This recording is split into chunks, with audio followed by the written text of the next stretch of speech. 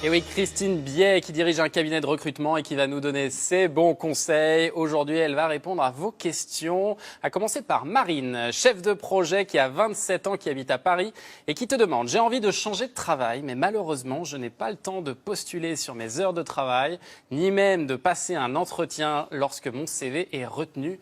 Comment est-ce que je peux faire ? Alors effectivement, il faut s'organiser, j'allais dire comme un agent secret en mission. Donc c'est un peu My name is Rin, My name is Marine. Hein. C'est-à-dire plutôt jouer la discrétion, éviter d'en discuter avec ses collègues en leur expliquant je cherche mais il ne dit rien. Il faut aussi ne pas envoyer de candidature d'une adresse professionnelle, ne pas le faire du bureau et plutôt les envoyer le matin ou en fin de journée. Ensuite, si vous avez un contact téléphonique avec un recruteur, évitez de le prendre aussi au bureau parce que tout de suite, on a le droit, je vais dans un placard, dans une salle de réunion, oui, je c'est me pas très cache. confortable. Voilà, c'est pas très confort à la fois pour la candidate et pour le recruteur. Donc, il faut proposer de rappeler plus tard.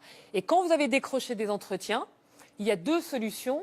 C'est de les faire à l'heure du déjeuner, de les faire en fin de journée ou le matin tôt, ou sinon de poser un RTT, par exemple, et puis de regrouper des entretiens, c'est plus simple. Et puis éviter de changer de tenue le jour où vous avez un rendez-vous à l'extérieur, parce que ça se voit tout de suite. Oui. D'habitude, elle n'est pas habillée comme ça. Elle est très maquillée aujourd'hui. Très maquillée. D'accord.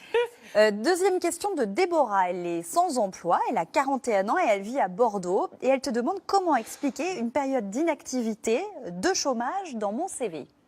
Alors, déjà, je vais répondre à Déborah que clairement, quelqu'un qui a été au chômage plus ou moins longtemps n'est pas dans l'inactivité, puisque quelqu'un qui est au chômage, en général, cherche un poste. Donc, c'est un travail à part entière et ça prend du temps. Alors, sur le CV, il y a deux choses à savoir. Si la période de chômage est courte, c'est-à-dire, on va dire 6 mois, à ce moment-là, au lieu de mettre les mois dans le CV, on met les années et ça passe très bien. En revanche, si la période de chômage est de 2 ans, voire plus, il vaut mieux ne pas mentir et indiquer ce que vous avez fait en rapport avec votre vie professionnelle, c'est-à-dire peut-être avoir créé un blog, avoir eu une formation, des cours de langue, un voyage qui vous a amené à découvrir d'autres choses.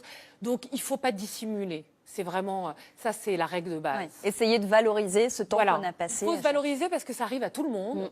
Une période de chômage, ce n'est pas une honte. Les recruteurs comprennent très bien. Mais en revanche, si vous mentez, c'est beaucoup plus compliqué. Mieux l'afficher clairement. Oui. Astrid, de 32 ans, de Lille, demande: puis-je demander à la fin d'un entretien d'embauche s'il y a d'autres candidats sur le poste? C'est vrai que c'est quelque chose, on hésite toujours à le faire. Oui. C'est une bonne chose, ça. Alors, j'allais dire, on a raison d'hésiter parce qu'il y a un petit peu deux questions. Il faut demander s'il y a effectivement d'autres profils qui ont été reçus et combien de personnes vont être sélectionnées pour ce poste-là. En revanche, il vaut mieux éviter de demander qui sont ces gens, parce que le recruteur ne va pas vous répondre, parce que d'abord c'est confidentiel, et puis il y a un petit côté, je me mets en compétition, mais finalement ça donne une image de quelqu'un qui n'est pas très sûr de soi. Mais c'est ça. Est-ce que la manière d'ouvrir la discussion là-dessus, c'est pas de dire vous prévoyez d'embaucher dans quel délai, vous allez vous décider à quelle échéance Voilà, exactement. Il vaut mieux, après avoir posé cette question-là, dire quand est-ce que je peux vous rappeler, est-ce qu'il y aura un deuxième entretien, comment ça va se passer, voire même de demander au recruteur à chaud, qu'est-ce que vous pensez de ma candidature pour ce poste ? Il faut oser, il n'y a pas de souci. Et ensuite, il vaut mieux poser des questions, effectivement, sur les échéances, sur la suite, mais aussi des questions de futurs collaborateurs, c'est-à-dire se projeter, et non pas des questions de candidats actuels. Voilà. Très bien, parfait. Merci pour toutes ces réponses. Et n'oubliez pas que vous pouvez retrouver plein d'offres d'emploi sur le site de notre partenaire Le Bon Coin. Merci Christine, on se retrouve dans 15 jours.